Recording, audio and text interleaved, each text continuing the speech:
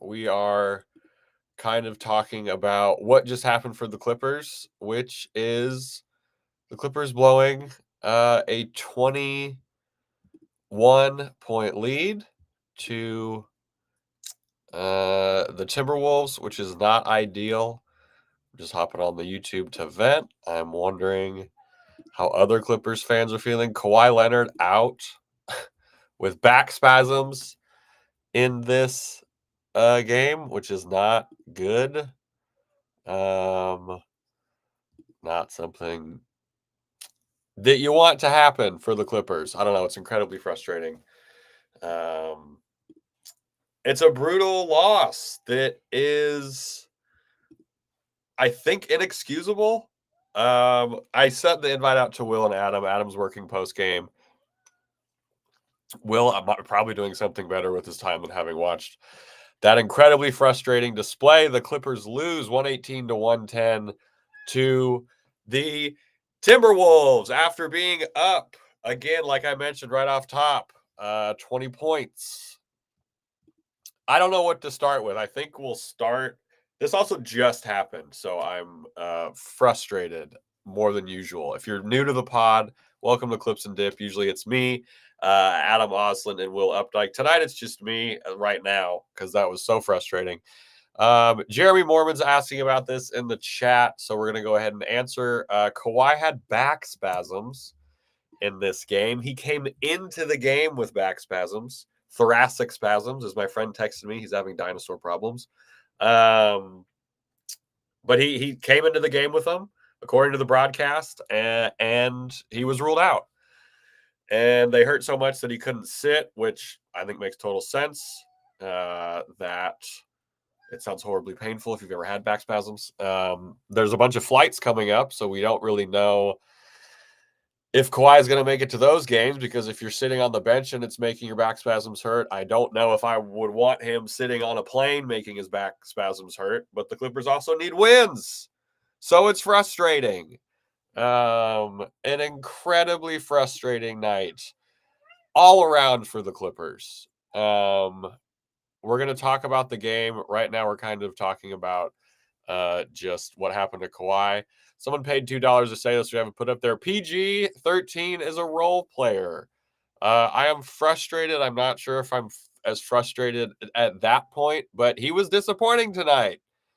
11 field goal attempts for Paul George in a game where Kawhi Leonard did not play for 3/4 of it. Paul George got up 11 field goal attempts, which is not enough.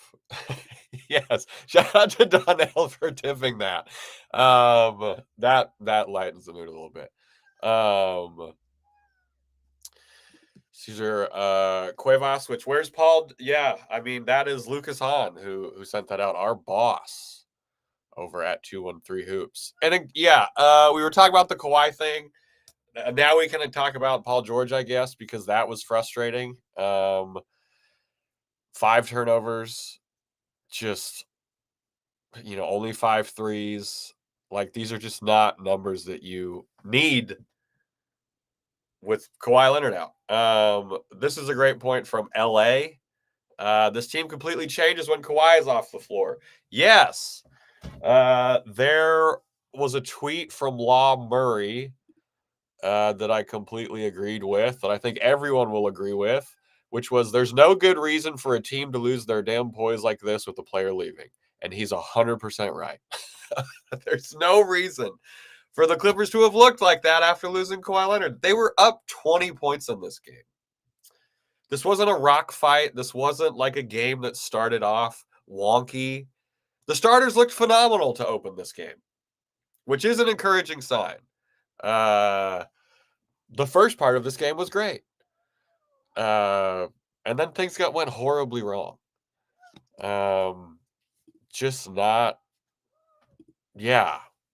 what the Clippers need right now. Adam Osland is on the radio, I'm sure, right now on AM 570 talking about how the 3 seed seems maybe a little hard to get with this loss. The tiebreaker thing didn't really matter because I don't think they would have had it anyway. but I think they're 2 games out now of the 3 seed, which is frustrating. Yeah, so I mean, this is encouraging, I guess, right? Kawhi was playing great defense on Anthony Edwards. Once Kawhi left this game, Anthony Edwards lost his damn mind. And the Clippers have always had an issue with Ant. This isn't a new thing. Law Murray again wrote about this. Ant is it's incredibly difficult matchup for the Clippers. And Kawhi was playing great. Again, before the pre-existing back spasms came in.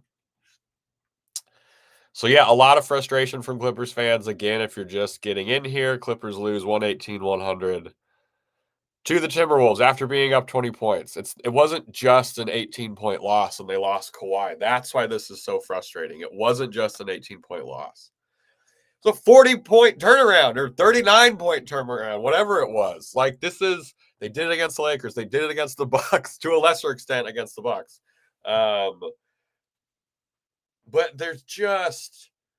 that's not a game that makes you feel good about their championship hopes right now. In the moment, as of March 12th, 9:34 p.m. If you're new to Clips and Dip, we try and timestamp every single take because you have to do that. That's just a piece of advice if you want to use that in your regular life. Jay Mitchell said, this is the worst game of the season. It's up there. It's definitely up there with the worst game of the season. So Lizo said, what's up with Harden? Why isn't he looking to score? I wanted to talk about something in this game too with James Harden, which we've seen against the Timberwolves especially, but also just larger teams in general, is the mid-range. They force him into the mid-range and it's just a nightmare. Harden's mid-range hasn't been there. He's shooting something like the worst in like 5 or 6 seasons or something from the mid-range. And that's not there. That's all they're giving him. So, I mean, again, but you look at the beginning of this game and the Clippers were going right at Gobert. They were getting some success, right? They were pulling Gobert out. Paul George danced on him a couple times. Norm attacked Gobert twice. But Harden, I don't know. I don't know, Lizo. I wish I had a better answer for you. But god damn was that frustrating. The Kawhi Leonard thing, he probably shouldn't go on the road trip coming up. Oh, wait, hold on. That's not the one. Sorry, Miles. Why not the Clippers? Do the Clippers feel comfortable running through the playoffs as the 4 seed? I hope so, because right now it feels like that's kind of what they're going to be at. And it's going to be against the Pels, the Suns. That's who it's probably going to be against. They're 2 games out of the 3 seed,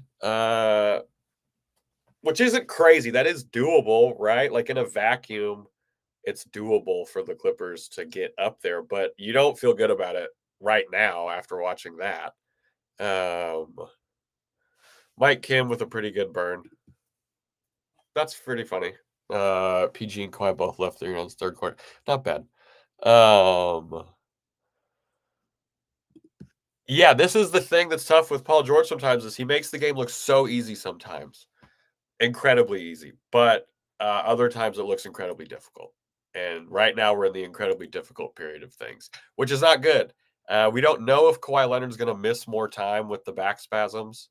I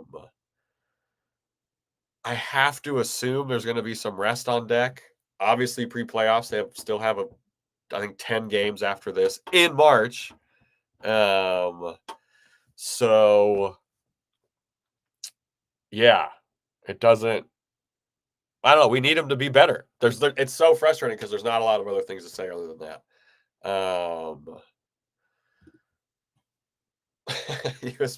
UPSC hack saying Harden looks older than Neanderthals. Harden has been getting to the paint a lot better lately. Before this game, Harden looked great getting to the paint. Not exactly a burst, you know what I mean? But faster than what it usually had been, just a little easier. But again, big physical team. even without Cat and with a hobbled Naz Reid, who wasn't 100% after the ankle turn. It's the size. It's just not. God, it was frustrating tonight. I mean, Tice was effective, which is great. I guess that's the secret sauce against Mini. If we see them again in the playoffs, I don't think. Doesn't seem like we would right now. I actually like this idea from Jeremy Morman. Let's rest Kawhi for the road trip and have Paul George put up 40 shots a game until he gets out of this slump. Love that idea, Jeremy. Why not? Let's just do that. I think that's a fantastic idea. If you're just joining us and somehow missed it, the Clippers blew another 20-point lead. We've seen some highs and we've seen some lows this year from the Clippers. This is probably, I think on the whole, is worse than the Denver game. Uh-oh, we got Will Updike joining in. Oh, I got a wonky view. Hold on. Oh no. What's going on, Will? Are you feeding your nicotine addiction to help with the Clippers' performance? Oh man, that was bullshit. What's up, buddy? How you feeling? Terrible. Clippers drop a close one. What shouldn't have been a close one, a game they should have put away pretty easily. Now the Western Conference is even closer. It's looking increasingly likely that we're gonna play Denver in the second round, which is that's it. It doesn't feel good right now. I've been having to timestamp my takes because I've been heated. More heated than usual. I let the new listeners know. Again, this is Will Updike, one of the other hosts of Clips and Dip, this fantastic podcast. This was not a game like I keep saying this, but like this wasn't a rock fight that they lost. They were up 20 and then just like they took their foot off the gas. Yeah. Like they just took their foot off the gas like pretty clearly. I thought, like the 3-point shooting obviously in the first quarter was something that wasn't going to carry throughout the rest of the game, but the defensive effort really slowed down. They were getting blocked at the rim so much just because they were slower. They were a step slower getting to the rim like every single time. It was so easy. It was so predictable. No one had any pep. No one had anything going. Like Bones didn't have a great game, but like at least he can change the tempo a little bit. Jeez, there was nothing. No juice. And I talked about the Law Murray tweet that was great where he was like, this team shouldn't lose their poise like this when a player goes out. Like it was like we get. It has nothing to do with Kawhi. Hard. It has nothing to do with Kawhi. Like, that's a great point. It maybe he gets the team in gear, but like I felt like that entire third quarter they were playing like, all right, we're just gonna hang in this one and we'll try to turn it on in the fourth. And yeah, man, it's not gonna work. And he's still having to get guys in gear. Yeah. Which is what's so frustrating. It's like so the opening of this game was wonderful. The starting five looked great. Like they were getting to the rim. Like it looked good in the beginning. And then bench came in and was like, okay, they still had a double-digit lead. Yeah. After the first, like, God, it's just so frustrating, man. Like, I just don't. For people in the chat, maybe saying like to pick people up, no one's playoff eligible. Yeah. So this is the roster. So. And we need guys to get reps who are going to be in the playoffs, like Bones. Great call by Chunk Sampson. Kawhi leaves and everyone looks like they're on ketamine. Yeah, that is what it looks like. Where do we go from here? Like, okay, so people are obviously upset at Paul George. 11 field goal attempts is crazy in a game where Kawhi is out for 3/4 of it. Harden. Bones looked more eager to score than Paul George, for God's sake. He did. Bones made some crazy decisions tonight, but I'm also I'm like, it wasn't a good performance. I'm just saying, like, we needed something, man. Totally. We got Adam Osland. Adam Osland live in the building. How's it going, bud? How's the vibe? What do you mean? I'm down bad, guys. We are too. My hair's up. A lot of but I'm people down are bad. worried. Did you get one of those hats? A lot of people are worried. I couldn't get you the hat. I do have some other hats. I'll give maybe one of those away. I don't know. I got some stickers. I have some stuff for Not the same. the YouTube tomorrow, but what we don't have is the Clippers looking like a top 3 seed anymore because after tonight, it looks almost insurmountable. They're going to need so much help. This game was so big. The Pelicans game now looms large on Friday, of course, as they're trying to close the gap and take the 4 seed from the Clippers. That would mean you don't have home court in one series, which would seem unfathomable a month ago. Yeah. But that's what the team's at. I got to go on Clippers Talk now and take ignorant phone calls, but I love you guys. Call Will. He'll be able to do the radio. Love you too, buddy. All right, Will's coming on later. Yeah, Will has to do the loss this time. Not me. God damn. Where do we go from here? What do the Clippers do? Also, what are your thoughts on Kawhi? Sorry, I haven't even asked you about that fucking part of the game yet. I'm not gonna be worried about it right now because there's not much. Worse shit to be worried about. Yeah. Yeah, there's not much to really do with that. And I mean, honestly, the back spasm thing is kind of best case scenario for Kawhi leaving the arena in game, right? I mean, true. I mean, unless it was a personal issue, I guess. You know what I mean? It's kind of. I thought it was a family something because it was abrupt. Yeah. And you just don't usually see guys leave the arena. It was so sudden. It was so sudden. Yeah, I don't know where they go from here. The thing is we've just seen this now multiple times. This is what the third 40-point turnaround or whatever. Second, I think the other one was a 25-point turnaround. This fucking sucks. Yeah, man. I don't know. Maybe it's different if Kawhi's in game. It just feels. I was kind of writing it off as being sort of the doldrums of the season, right? Coming out of the All-Star break, it's really a weird portion of the season. The good teams, though, coming out of the All-Star break are the ones who turn it on. That's what we've seen from the Nuggets. That's what we're starting to see from the Pelicans. Whereas the Clippers have been, essentially a 500 ball club since the All-Star break. I'll share a screen, dude. I'll share the damn screen show now. I don't want to even look at it. But yeah, it's a little unfathomable. It is. I like that Adam brought up the very real possibility that we just won't have home court at any point in the playoffs. You think they go to 5? The Pelicans are hot right now. I don't. 2.5 games up on the Pels. Fuck. I don't know. 2.5. 2.5 games is. It's fairly sizable. Still smaller than the gap for us to move into 3, though. And they play the Pels on the second night of a back-to-back on Friday.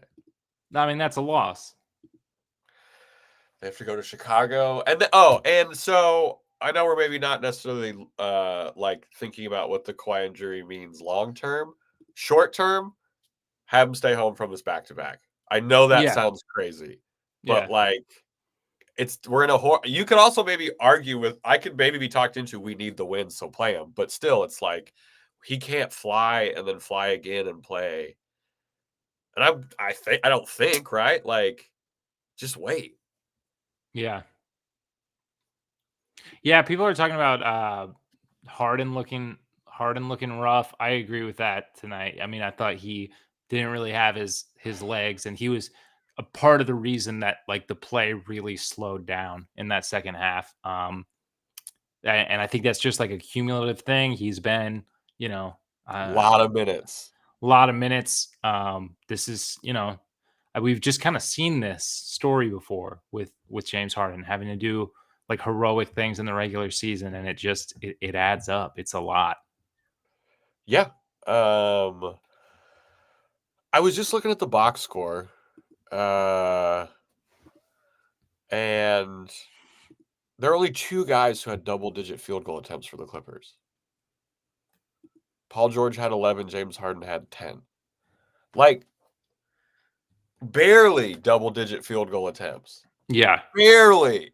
One of them right on the line. One of them 1-0. Like, this is like they spotted the Wolves 22 field goal attempts, which is an entire quarter of field goal attempts. There's just a math issue there at some point. If you're giving up an extra 12 minutes of field goal attempts to the other team.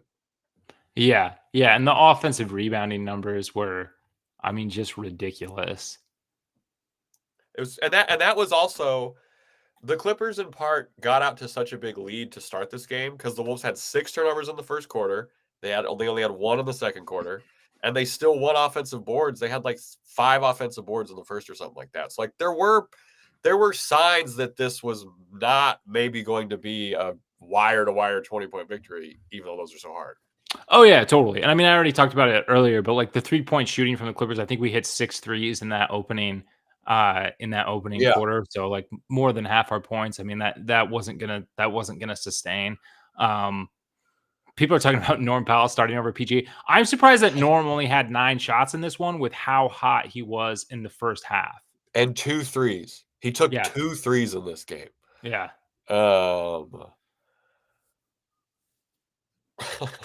People are upset. And I'm upset too.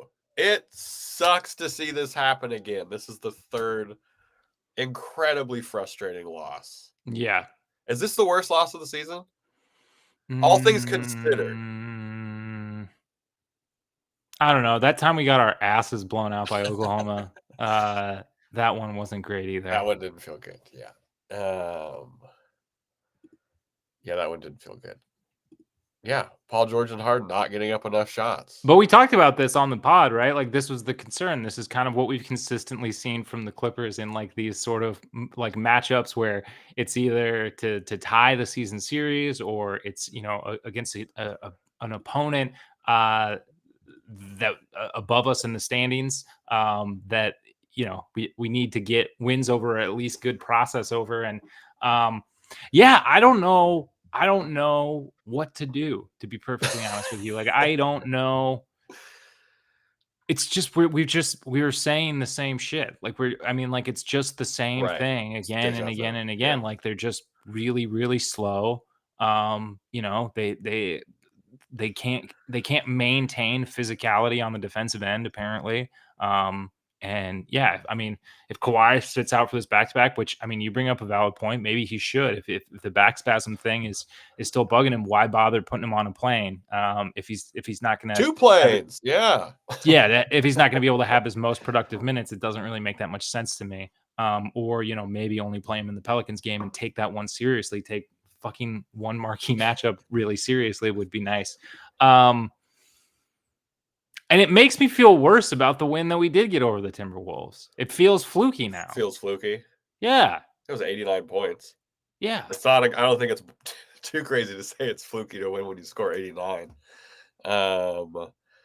Yeah, I'm drawing parallels to the Dolphins this year, the Miami Dolphins. I am a Dolphins fan, but they were a team that was criticized for not being able to beat teams, quote unquote, when it mattered. And that's what the Clippers are not doing or not doing, depending how you want to look at it. And yeah, we're going to hear the same thing probably post-game of we need to just mentally be tougher.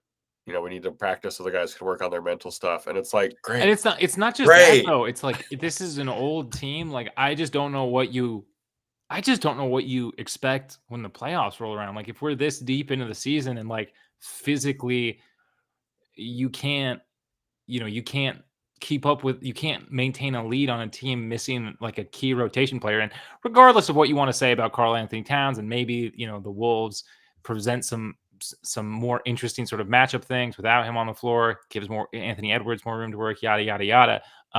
It's still significant to be down a major rotation player. Yeah. And still worse, you know, still worse than with him. Yeah. Yeah. And ostensibly like have your foot on the throat of that team, and an early lead. Look, don't get me wrong. 20 points in the first half is a very different lead than 20 points in the third. Like, of course, that is fair. That's how things change. But it's not just like, it would be one thing if this game got neck and neck, right? Like I think when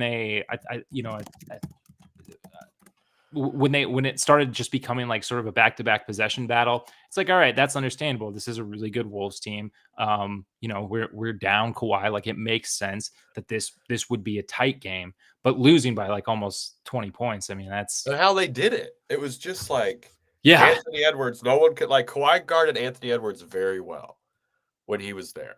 And then there was just apparently no one else can put up any resistance. But I mean, it wasn't just that. Like, I mean, and they have a problem with Ant regardless. In a game where Ant has like almost 40, I still think you can win that game, but not if Mike Conley had 23, Nickeil Alexander-Walker came off the bench for damn near 30. Right. Like Naz Reid didn't even have like a good game in this. He didn't make a 3.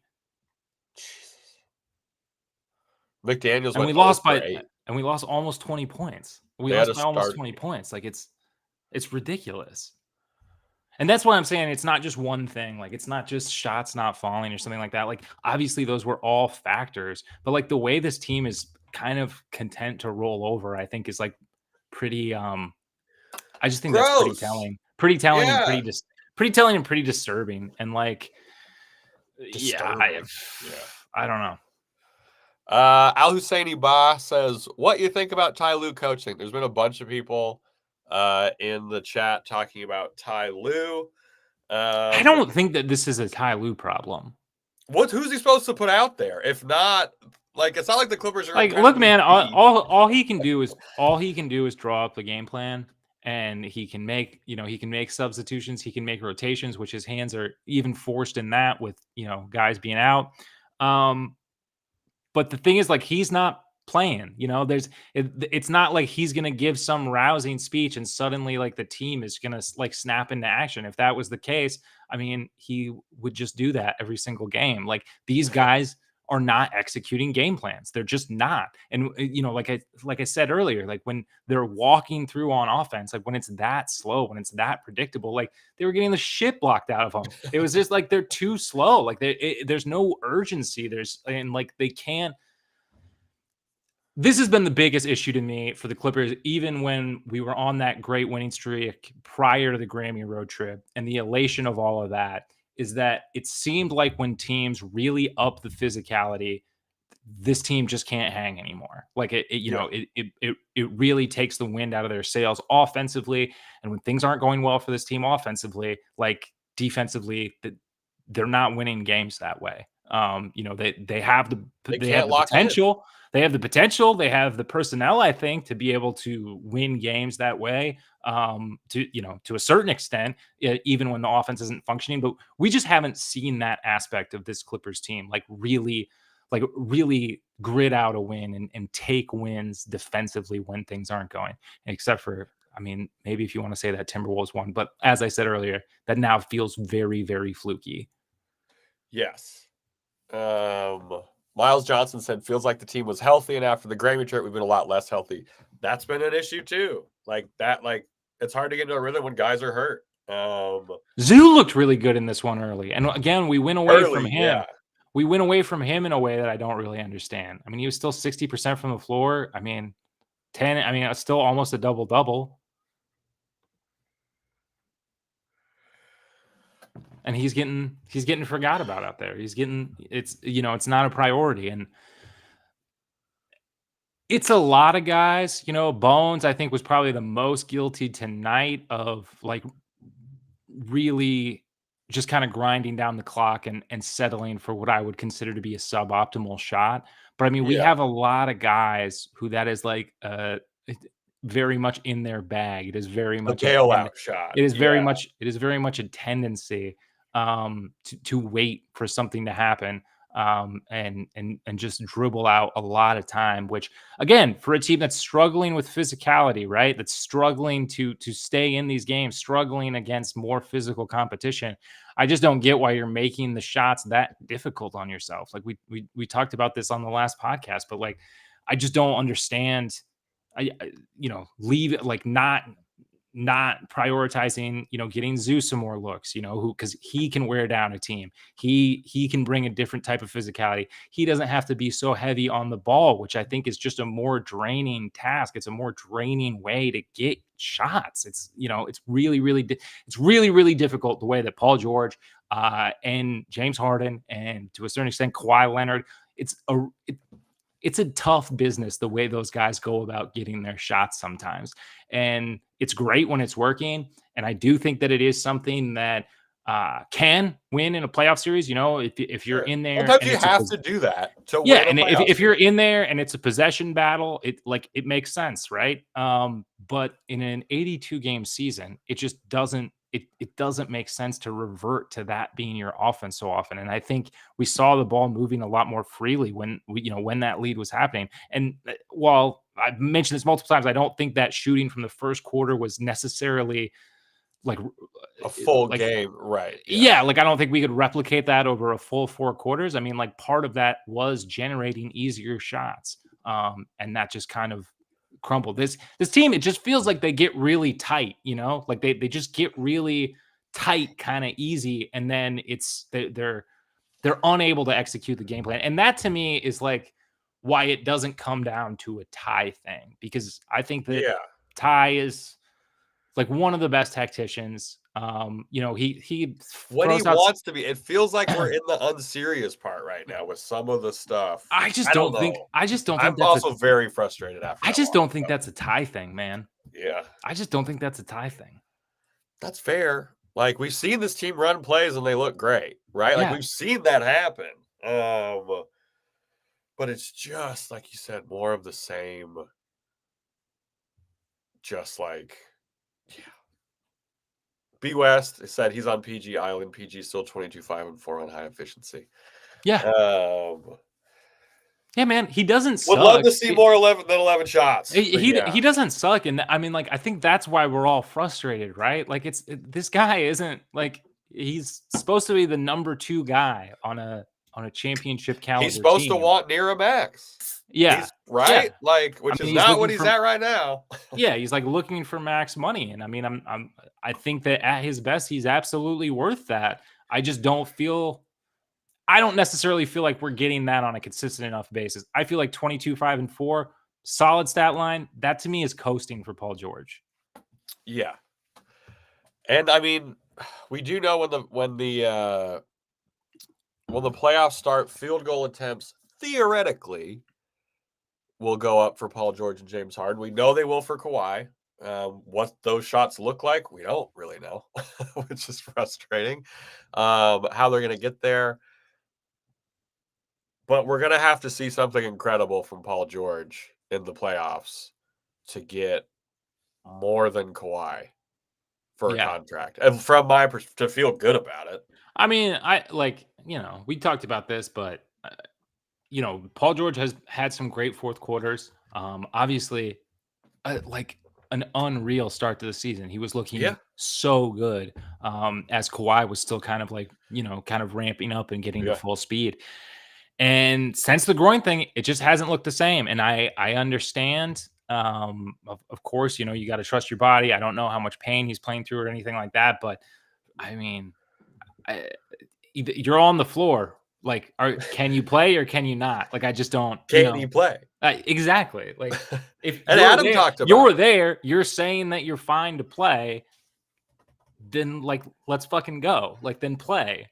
And Adam talked about it a couple weeks ago, right? He's we need you later. We need you in April. If you're out there, ties into your point. You should be 100%. Yeah. The Kawhi back spasm thing, it's okay, so he's had these per the broadcast during the season. I mean, dude, I would guess it's a fairly common occurrence. Absolutely. You're in your 30s. Back pain is just kind of part of your fucking life. No, absolutely. And I would guess for someone who is as physical as Kawhi Leonard, probably even more so. So I think that it totally makes sense. But it's one of those things for me that's no, I don't really want him playing through that. Yes, this would have been a really pivotal win, but it's the same. It's going back to the same thing I was just saying about Paul George. If he's even on the fence about playing, I'd say at this point of the season, he's done enough. How about we just veer towards no? And like we have to find a way to win around that. And while the Timberwolves are, a solid team, I kind of expected the rest of the guys to be able to do a little bit more. Absolutely. People are talking about Terrence Mann in the chat a little bit. Not the best defensively. Didn't get a bunch of, shot 50%, 1 of 3 from 3. Not a whole lot you can take from that. You wish he made one other 3, so it was 66%, but defensively ups and downs. And I see people saying like he can gamble, he can be over energetic, which is one of those things that has kind of been an issue, since he's been a more regular player. Loves a pump fake. Loves jumping in a pump fake. Totally. And I mean, that's the backside of energy, right? It's like the same thing with Russell Westbrook is like energy is great when it's like in control. Channel. Yeah. And then otherwise it's kind of a double-edged thing. But overall, I mean, Terrence is taking on really difficult assignments. Like he's a point of attack guy. Like, and I don't know. I just don't I just think there's unrealistic expectations as far as like what a stopper looks like in this league. Like Terrence tuning in on like, reining in on some of those like stupid mistakes and stuff. Yeah. 100% agree with that. But like, just like the way the league is officiated and everything right now, like there's not stoppers anymore, right? Like the best you're you're doing the best you can with a really pretty limited set of tools. I also did think, and let me know what you think about this, I feel like the Clippers have one of the worst home whistles in the NBA. It's been wonky since the Ty Lue thing.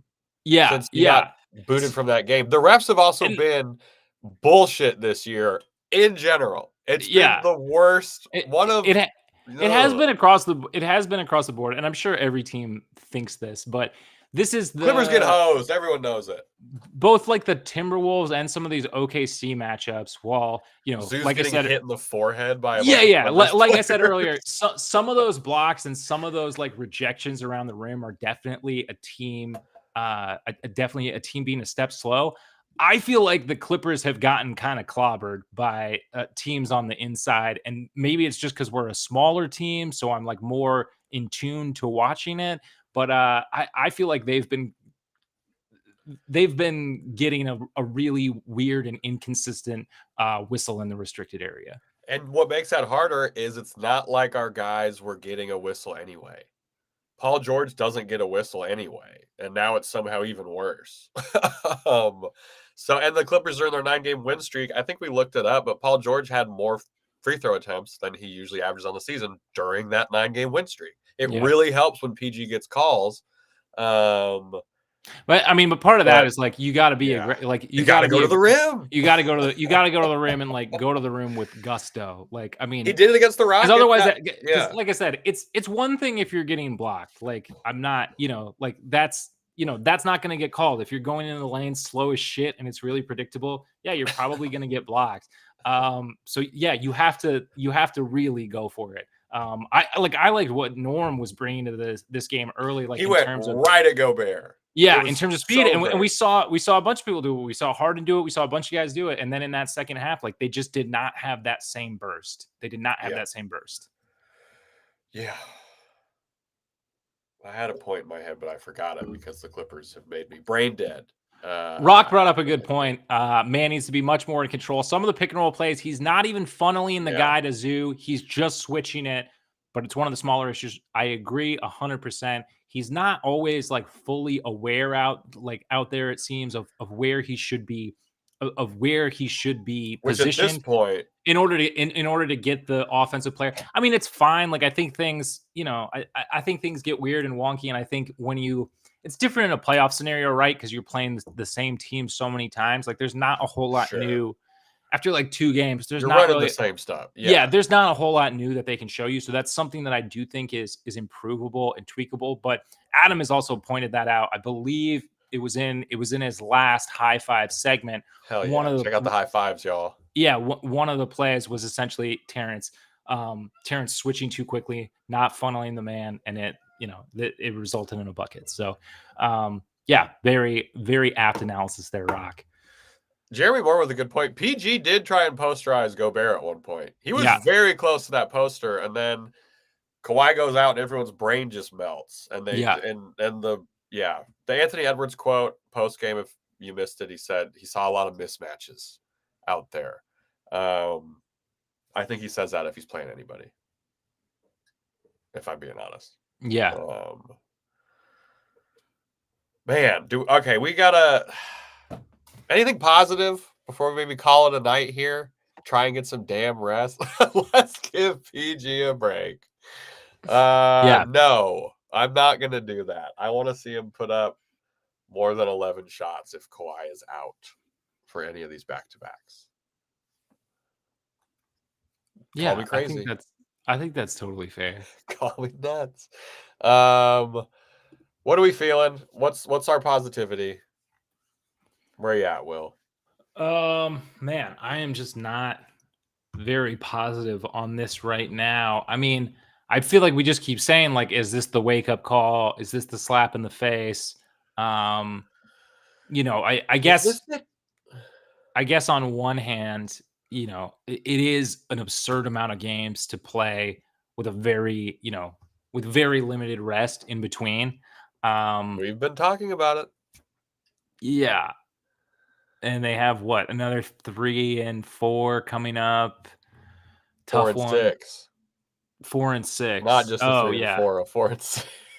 They're in the middle of a 4 and 6, I think, right now. Or they have 2 4 and 6s coming up. Something. I think you broke that down. There's like 2 4 and 6s on the schedule. But they played Portland twice. Yeah. Yeah. Yeah, fireworks. Smash my computer. I don't know. 50-point game, and I'll forgive him. I guess the big takeaway here is let's wait and see how they look against the Pels. Because I think that there's a really good opportunity to respond to not a loss, but kind of a series of losses in which they've not looked like a championship caliber team. And it's a team that's had our number historically. They've had our number this year. It would be a really good opportunity, regardless of whether or not Kawhi goes. And if Kawhi doesn't go and we lose that one, it just depends on how it looks, right? Because this was just not championship level play. It was not. We will wait and see what they look like against the Pels. Thanks for hanging out on the live, morose Clippers fans. We do the podcast, I don't know, 3 times a week. You can listen to it. All of them are on YouTube as well. Thanks for hanging. Adam Osland. Other positive. Oh, yeah. Bomber gives his toughest battles to his strongest soldiers. That's a positive? Sure. Just remember that. What did we say the other episode? Smooth brains, full hearts, can't lose. We just got to go back to that. Yeah. We just got to go back. Yeah, everyone like and subscribe. Thank you, Stratos. That's the positive. Like and subscribe. You can get more content like this. Sometimes we're upbeat. Sometimes we're terrible. Sometimes we're not. Smooth brains, full hearts, can't